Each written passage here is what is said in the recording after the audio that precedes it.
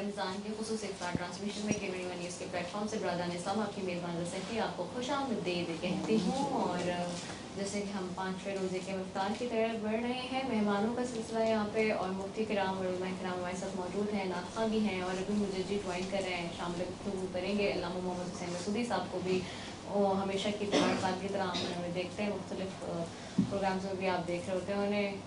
یہ ہماری خوش نصیبی ہے کہ وہ ہمارے ساتھ یہاں سیٹ پہ بھی موجود ہیں. بہت شکریہ. السلام علیکم علامہ محمد حسین مسعودی صاحب. وعلیکم السلام ورحمۃ اللہ وبرکاتہ. رمضان مبارک. آپ کو خوش آمدید کہیں گے سیٹ پہ.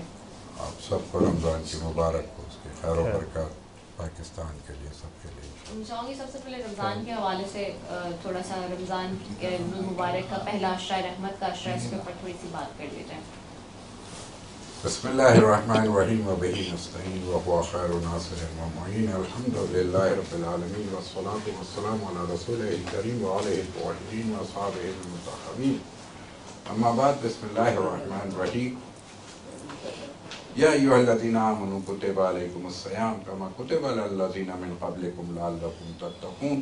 میں تو یہی سمجھتا ہوں کہ یہ اس کے حوالے سے اگر ہم شہر رمضان کی بات کریں کہ شہر رمضان انزل فیہ القرآن ھدی للناس وبینات من الھدی والفرقان, اور اس کے حوالے سے اس شہر کی عظمت کو اگر ہم دیکھتے ہیں, شہر عظمتہ وکرمتہ وشرفتہ وفضلتہ علی الشعوب. بس رمضان المبارک کے حوالے سے سب سے اہم بات تو یہی ہے کہ اس کا مادہ جو ہے را میم اور ضاد سے ہے, رمز, اور اس کو کہتے ہیں کہ بہت تیز گرمی کی بھی معنی میں آتا ہے اور جلانے کے بھی معنی میں آتا ہے. لیکن میں یہاں پر بس آپ کے لیے کہوں گا کہ ہمیں اپنے گناہوں کو جلانا تھا, ہمیں اپنے کیا ہے اندر کے نفس کو مارنا تھا, شیطان کو بھگانا تھا. لیکن آج اگر ہم دیکھتے ہیں تو اس کا معنی تھوڑا سا برعکس ہو گیا. اب ہم اپنے آپ کو کم اور دوسروں کو زیادہ جلانے کے عادی ہو گئے ہیں. یہ سب سے بڑی ایک تو بیماری یہ ہے. دوسری چیز یہ کہ روزہ کیوں دیا خداوند عالم نے, تو اس کا فلسفہ بیان کر دیا کہ لعلکم تتقون, تم متقی اور پرہیزگار ہو جاؤ. تیسری بات یہاں پہ یہ کہوں گا کہ یہ روزے کیوں فرض کیے گئے, تو روزے اس لیے فرض کیے گئے کہ تمہیں نعمت عظمیٰ, جسے ہم قرآن مجید کہتے ہیں, کہ نحن نزلنا الذکر, جس کو کہا گیا ہے کہ ہم ہیں جو ذکر کو نازل کرنے والے. خداوند عالم نے جو سب سے بہترین تحفہ اہل زمین کے لیے دیا وہ ہے قرآن. اور میں یہ کہوں گا کہ جی ہاں, جب یہ قرآن مجید دیا جا رہا ہے تو یہ قرآن صاف قلبوں میں آئے گا. یہ اصل میں قرآن مجید کہاں نازل ہوا؟ یہ قلب اطہر رسول اکرم صلی اللہ علیہ وآلہ وسلم کی ذات پر, وہ قلب کہ جسے خداوند عالم نے کیا ہے رحل بنایا ہے قرآن کے لیے, وہ میرے رسول کا سینہ ہے.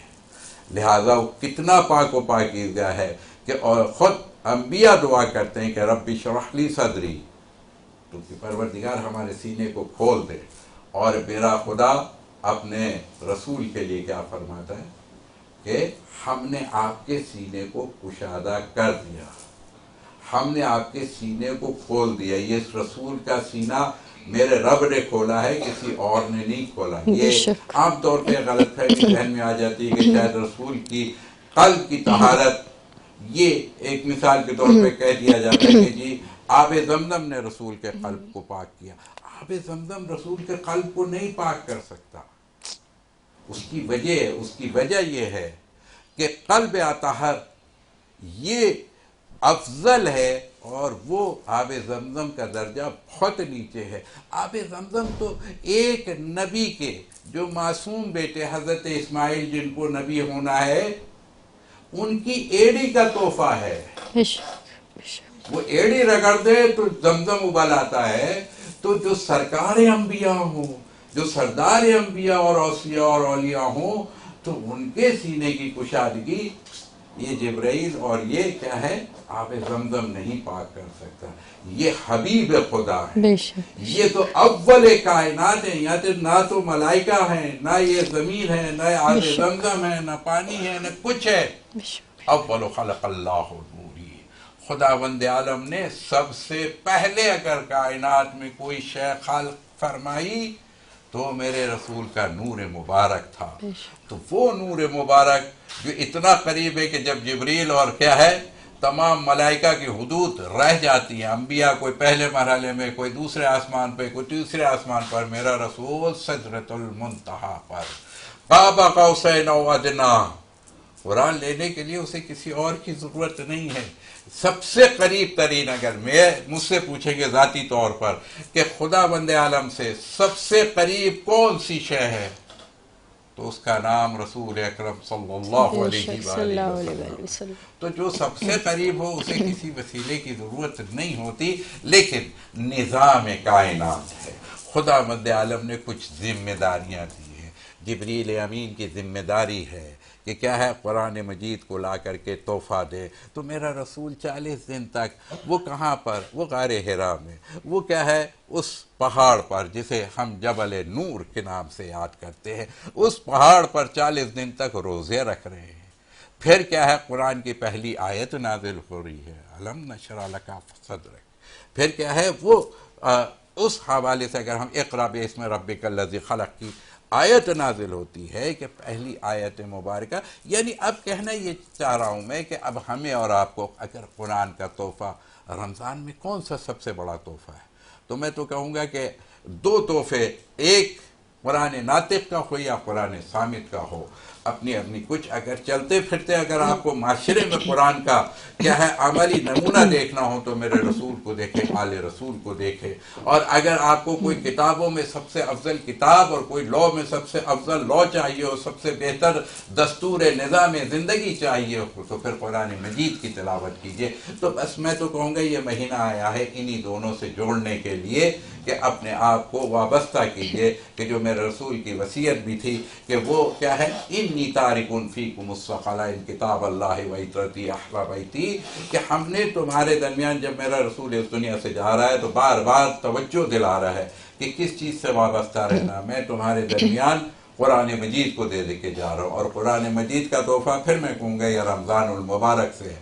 میرے قرآن کو بھی تھامنا، محجور نہ کرنا اسے. میری قوم نے پروردگار اس قرآن کو چھوڑ دیا. آج ہم قرآن کی تلاوت کر رہے ہیں مگر ہم لا یمسہ الا المطہرون. ہم نے اپنے قلبوں کو پاک نہیں کیا. ہم کس طرح سے قرآن سے وابستہ ہوں گے؟ تو رمضان المبارک میں یہی دعا کروں گا، یہی چاہوں گا کہ ہم سب کی خواہش یہی ہونی چاہیے کہ پروردگار عالم چاہے وہ قرآن ناطق ہو یا رسول کے اہل بیت کی صورت میں قرآن ناطق کی صورت میں ہو یا قرآن صامت کی صورت میں ہو، جیسا بھی پروردگار دونوں قرآنوں سے اور افضل ترین کلام الہی سے ہمیں وابستہ. الہی آمین. بہت خوبصورت انداز میں ہمیشہ کی طرح علامہ حسین صاحب بیان کر رہے تھے. میں فراز آپ کی طرف آؤں گی. فراز آپ لوگ تو بہت سارے لوگوں کو معلوم بھی ہوگا، بہت سے جو لوگ نہیں بھی جانتے، سیاست میں تو آپ آئے لیکن اس سے پہلے آپ کا تعلق بھی ایک ایجوکیشن سے ہے اور بڑا آپ ایک جامعہ چلاتے بھی ہیں مل کے اور سارا معاملہ ہے. سو خاص طور پہ اس دور میں آپ جیسے کہ دیکھیں رمضان کا بھی مہینہ ہے، بچوں کے حوالے سے چونکہ پہلے ہی آپ تو اس کے اوپر کام کریں تعلیم کے حوالے سے، سارا کیا میسج ہے؟ دیکھیے it is looking at the part of the scenario of Karachi اور پاکستان بڑی انڈر پریولیج سوسائٹی ہے. اس سوسائٹی میں تو جتنا ہم گیو بیک کر سکیں to the nation, to the youth, اتنا اچھا ہے. اب ہمارے پاس تو اسکالرشپس پروگرامس ہوتے ہیں، 50% 40% بھی اسکالرشپ دیتے ہیں. Even at times depending on the criteria we go till 100% also. So considering the fact کہ جو ہم دے سکیں اس سوسائٹی کو، اور یہ وقت ہے، اس وقت میں ہم سب کو مل کے اس سوسائٹی کو پے بیک کرنا چاہیے. اب یہ مہینے کے حوالے سے تو میں 2 باتیں میں نے پہلے بھی کہی، صبر اور پیشنس، یہی ہمارا سیکھنا چاہیے، یہی ہمیں یوتھ کو سکھانا چاہیے. تہذیب بہت ضروری ہے ہمارے معاشرے میں، اور اور اگر تہذیب کے بغیر اگر یہ معاشرہ آگے چلے گا تو سب بگڑ جائے گا. میں یہ سب کو ریکویسٹ کروں گا کہ زبان کا استعمال بہت احتیاط سے کریں. آج ہمارے یوتھ میں دیکھتا ہوں کس طریقے سے 5th جنریشن وار پہ چل رہے ہیں. مطلب یوتھ کو ہمیں لگانا چاہیے صحیح جگہوں پہ تاکہ وہ اپنے روزگار کما سکیں، اپنی زندگی کو بہتر بنا سکیں. ووکیشنل ٹریننگ سینٹرز پہ کام کرنا چاہیے.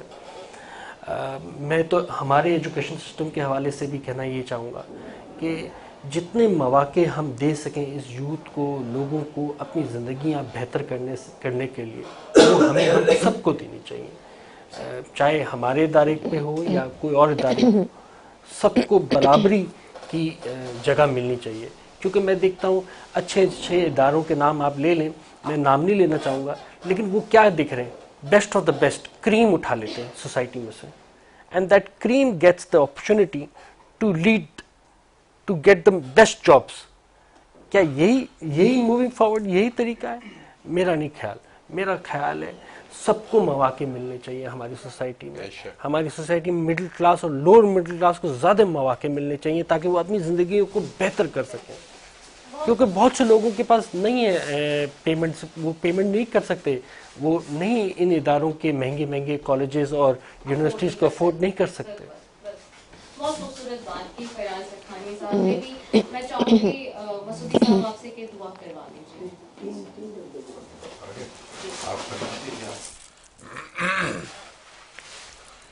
ان اللہ وملائکتہ یصلون علی النبی یا ایھا الذین آمنوا صلوا علیہ وسلموا تسلیما. اللهم صل على محمد وآل محمد وبارك على محمد وآل محمد كما صليت وباركت وباركت على إبراهيم وآل إبراهيم إنك حميد مجيد.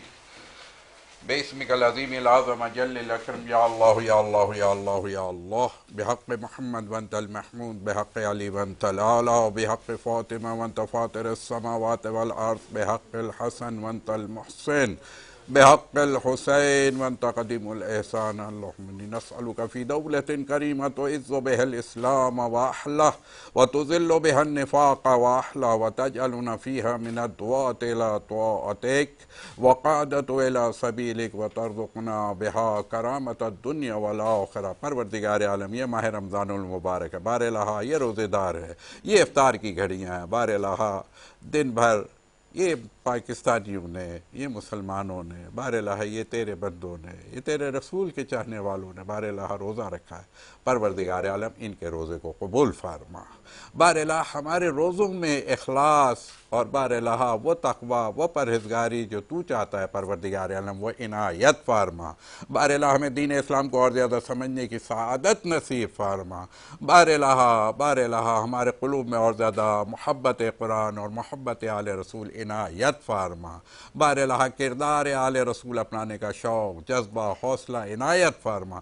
بار الہا یہ پاکستان بڑی مشکلات میں ہے، بار الہا روزے دار کے تو روزے کو بار الہا قبول فرماتا ہے، اس کی دعاؤں کو قبول فرماتا ہے. بار الہا پھر میں کہوں گا چھوٹے چھوٹے بچے اس وقت افطار کے لیے پروردگار عالم تیرے دسترخوان پہ، یہ ہمارا دسترخوان نہیں، یہ تیرا دسترخوان ہے. بار الہا تو نے وعدہ کیا ہے کہ رمضان میں تم اپنے گھر میں ہوتے ہو، دسترخوان ہمارا ہوتا ہے. بار الہا تیرے اس دسترخوان کا واسطہ، بار الہا یہ زمین پر ہر مخلوق جو بار الہا تیرے دسترخوان سے استفادہ کرتی ہے، بار الہا اس دسترخوان کا واسطہ. بار الہا پھر میں کہوں گا کہ دعا یہی ہے کہ پروردگار عالم ہمیں ان دسترخوانوں سے بہترین اور پاک اور صاف اور رزق حلال عنایت فرما.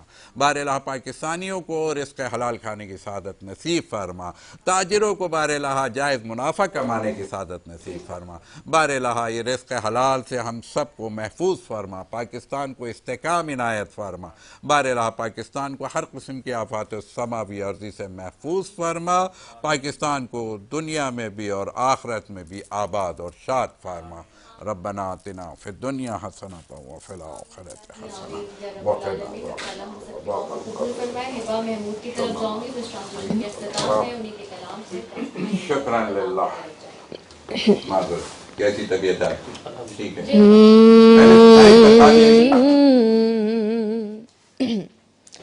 اے سبز گنبد والے منظور دعا کرنا جب وقت